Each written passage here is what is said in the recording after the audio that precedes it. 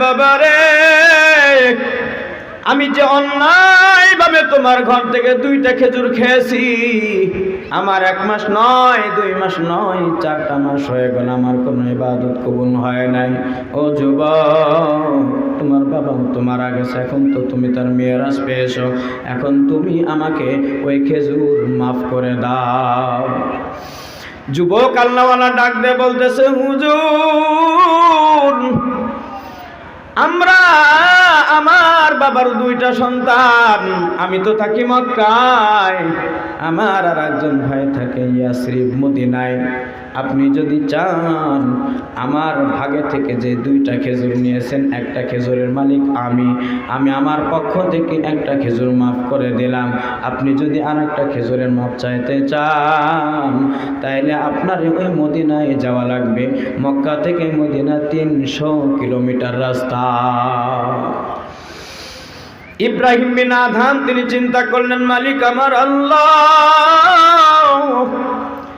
300 kilometre রাস্তা আমার কাছে রাস্তা নয়, আমার যদি মরণ পর্যন্ত হাঁটা লাগে, একটা খেজুরের ক্ষমা চাওয়ার জন্য আমি হাঁটতে রাজি।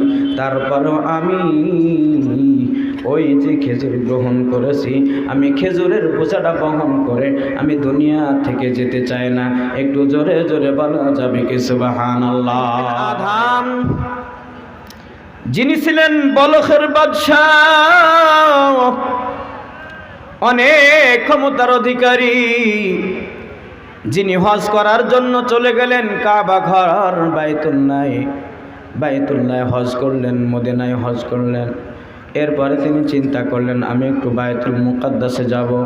মাইকে সাউন্ড কম কেন? মাইকে সাউন্ড দেন, সাউন্ড দেন। ইব্রাহিম বিন আদম রহমতুল্লাহি আলাইহি তিনি চলে হজ ব্রত পালন করে ফেললেন।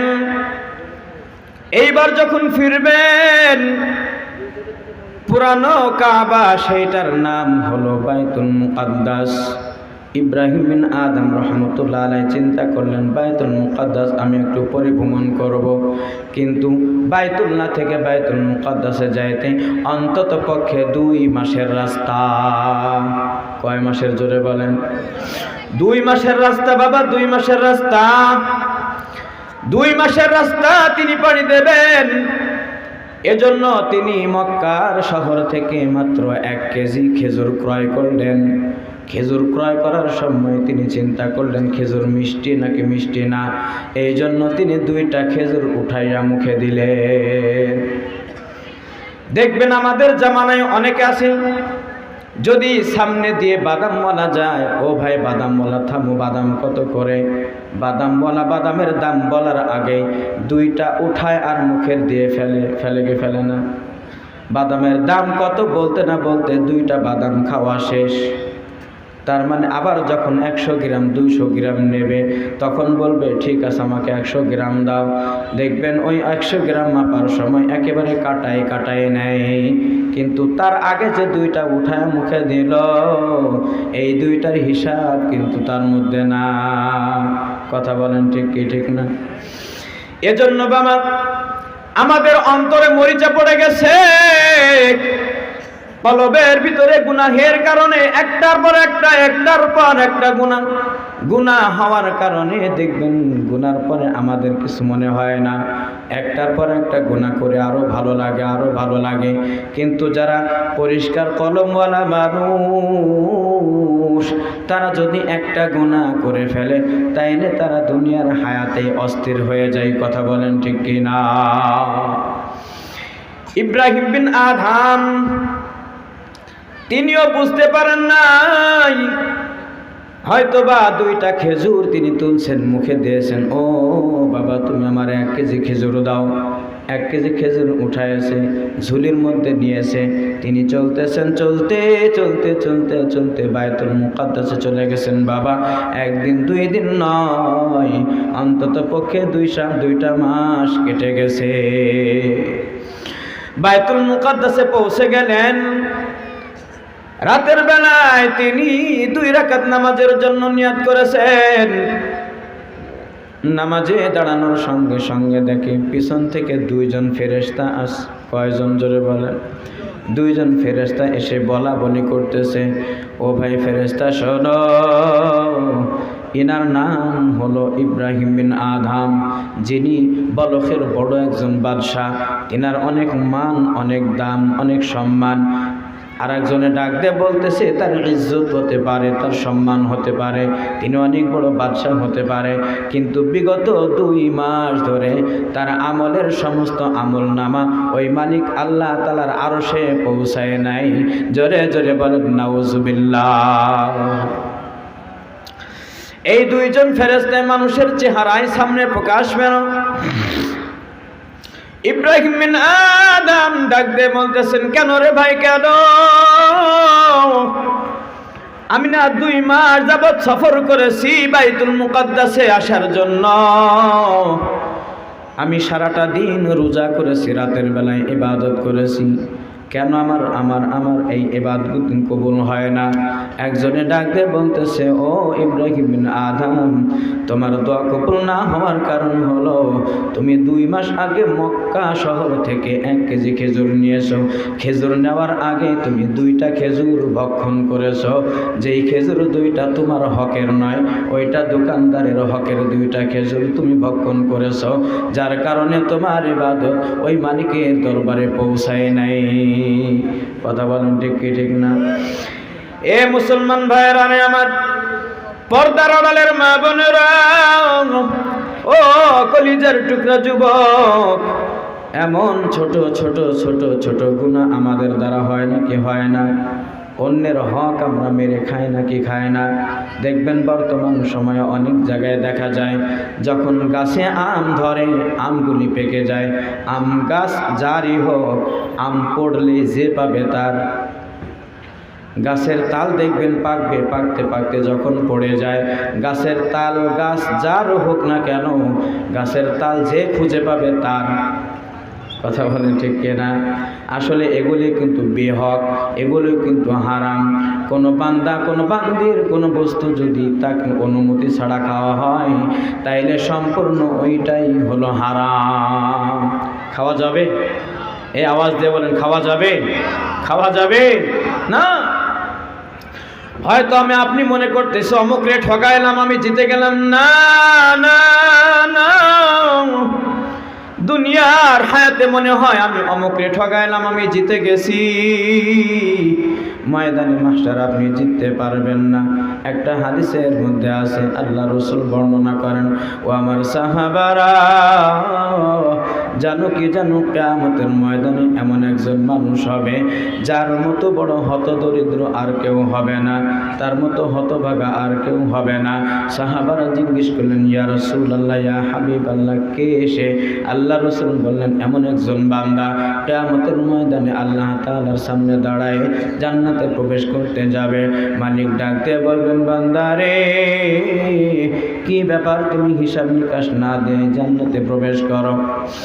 এমনই মুহূর্তে ওই বান্দায় ডাক দিয়ে বলবেন, আল্লাহ, আপনি তাকায় দেখেন আমার আমল নামা। আমল নামার মধ্যে আমার নামাজ কাজা নাই, আমল নামার মধ্যে হজ কাজা নাই, রোজা কাজা নাই, দান সদকার কমতি নাই। আমি আমার হায়াতে জিন্দেগিতে এত এত এত পরিমাণ ইবাদত করেছি। আল্লাহ তাআলা ডাক দিয়ে বলবেন, দাঁড়াও, তুমি সমস্ত ইবাদত করেছো, ভালো কথা, তুমি একটু দাঁড়াও।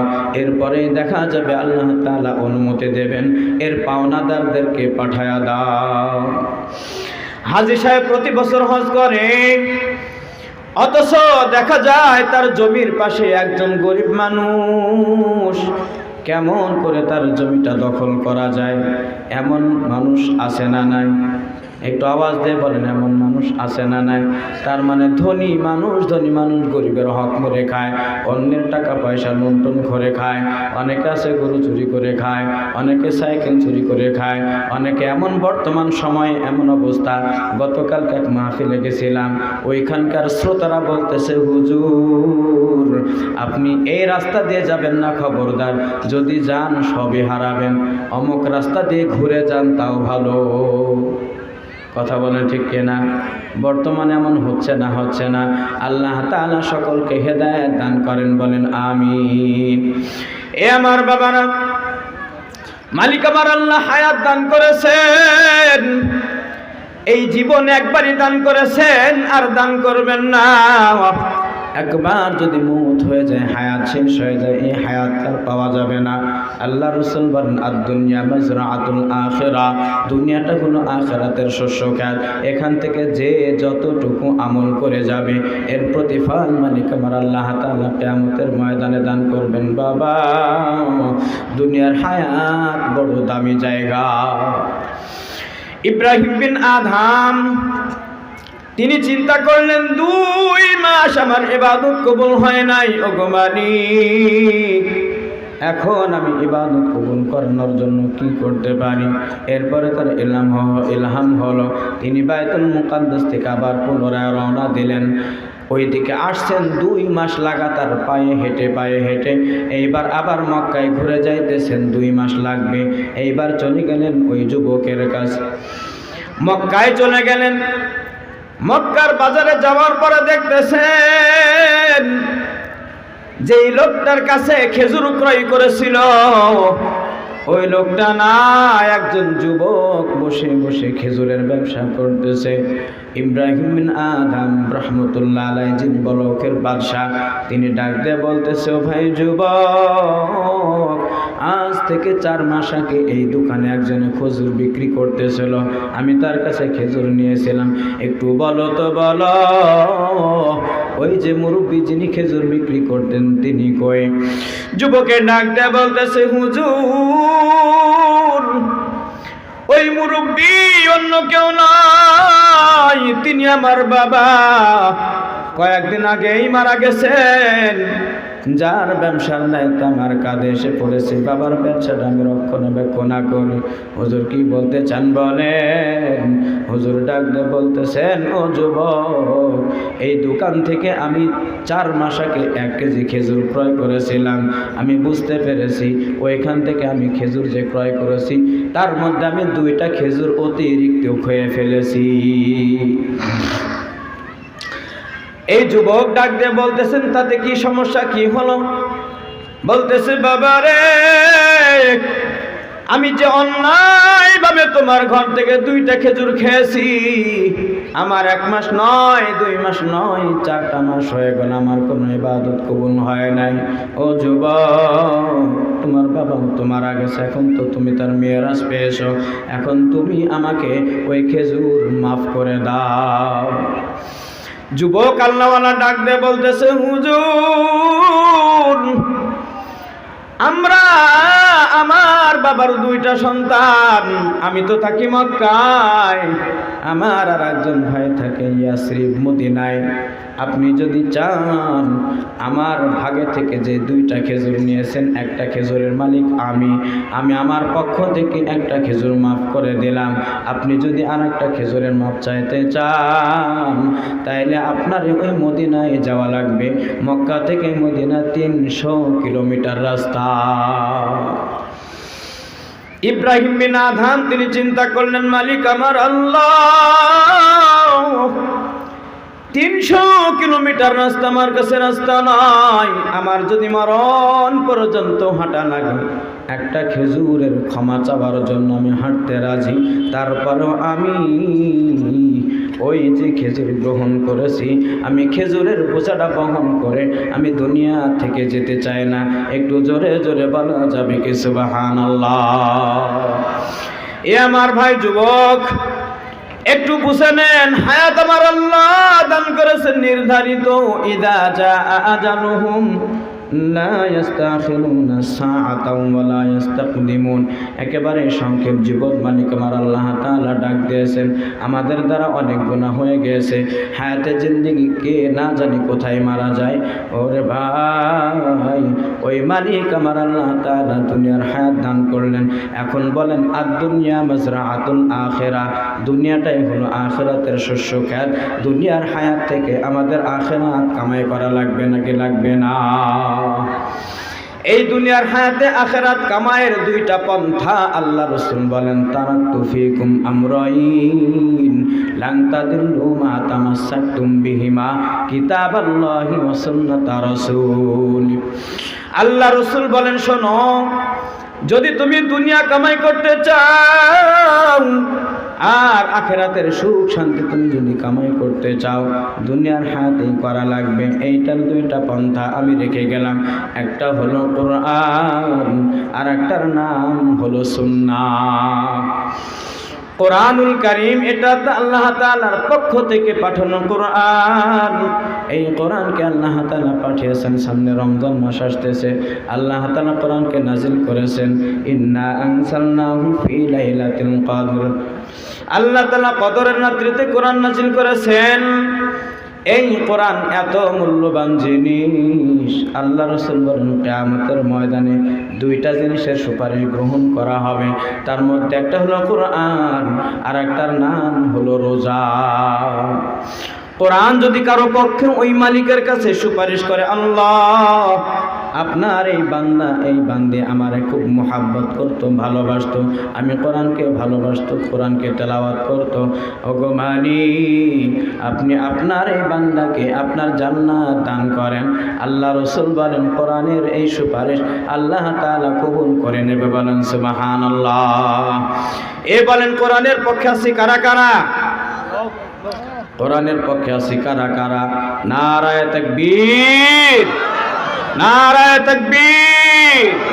আল কোরআনের আলো, আল কোরআনের আলো, আল কোরআনের আলো। কোরআন আছে যেখানে, আলেম ওলামা যেখানে, কোরআন নাই যেখানে। নারায়ে তাকবীর। কোরআনের পক্ষে আছেন ইনশাআল্লাহ? কোরআনের কি জান আছে? কোরআন কি পায়ে হাঁটতে পারে? আওয়াজ দিয়ে বলেন, কোরআন পায়ে হাঁটতে পারে না? আল্লাহ তাআলা বলেন ইন্না আনজালনা, নিশ্চয় আমি কোরআনকে অবতীর্ণ করেছি। আপনারা জানেন কোরআনকে আল্লাহ তাআলা দুনিয়াতে পাঠানোর আগে একটা কথা বলছেন, ইন্না আরাদনাল আমানাতা আলাস সামাওয়াতি ওয়াল আরদি ওয়াল জিবালি ফাআবাইনা আন ইয়াহমিলনাহা ওয়া আশফাকনা মিনহা ওয়া হামালাহাল ইনসান। এই মানব জাতিকে তৈরি করার আগেই কোরআন তৈরি করেছেন কে? আওয়াজ দিয়ে বলেন কে? ইন্না আরাদনাল আমানাতা, আমানত দ্বারা উদ্দেশ্য হলো কোরআন। আল্লাহ তাআলা বলেন আমি অর্পিত করতে চেয়েছিলাম আরাদনাল আমানাতা আলাস সামা, সুবিশাল আসমানকে আমি কোরআন দিতে চেয়েছিলাম। ওই আসমান ডাক দিয়ে বলতেছে আল্লাহ আমি আসমানের দ্বারা সম্ভব নয় কোরআনের ওজন বহন করা। আল্লাহ তাআলা বললেন জমিন তুমি গ্রহণ করো। জমিন বলতেছে কোরআনের ওজন বহন করা আমার দ্বারা সম্ভব নয়। আল্লাহ তাআলা জাবালকে ডাক দিয়ে বললেন, পাহাড়কে ডাক দিয়ে বললেন তুমি গ্রহণ করো। আলাস সামাওয়াতি ওয়াল আরদি ওয়াল জিবাল, জিবাল শব্দের অর্থ হলো পাহাড়। পাহাড় ডাক দিয়ে বলতেছেন আল্লাহ এই কোরআনের বহন আমাদের ওজন এই বহন করা সম্ভব নয়। আল্লাহ তাআলা এরপরে বলতেছেন ওয়া হামালাহাল ইনসান, অতঃপর এই কোরআনকে বহন করেছে মানুষ। জোরে বলেন সুবহানাল্লাহ। তার মানে কোরআন আমরা বহন করতে পারবো বিধায় আল্লাহ তাআলা কোরআনকে আমাদের উপরে নাজিল করেছে। জোরে বলেন সুবহানাল্লাহ। কোরআনের সম্মান রক্ষা করা লাগবে কি লাগবে না? আপনাদের এখানে মাদ্রাসা আছে? আচ্ছা, যারা যারা কোরআন পড়তে পারেন হাত জায়গায় দেখান তো একটু, দেখেন দেখেন কোরআন পড়তে পারেন, মাশাআল্লাহ, আলহামদুলিল্লাহ। আল্লাহ তাআলা কোরআন ওয়ালাদের সঙ্গে কবুল করেন, বলেন আমিন। আমি অনেক জায়গায় গেছি, দেখছি যে অনেকেই অনেক মাহফিলে তারা হাত উঠাইতে লজ্জাবোধ করে। কারণ কি জানেন? কোরআন তেলাওয়াত করতে পারে না, কোরআন তেলাওয়াত করতে পারে না। অন্তত পক্ষে যদি কোরআন তেলাওয়াত করতে না পারি, কোরআন তেলাওয়াত যেখানে হয় ওই জায়গাটাকে বেশি বেশি ভালোবাসা।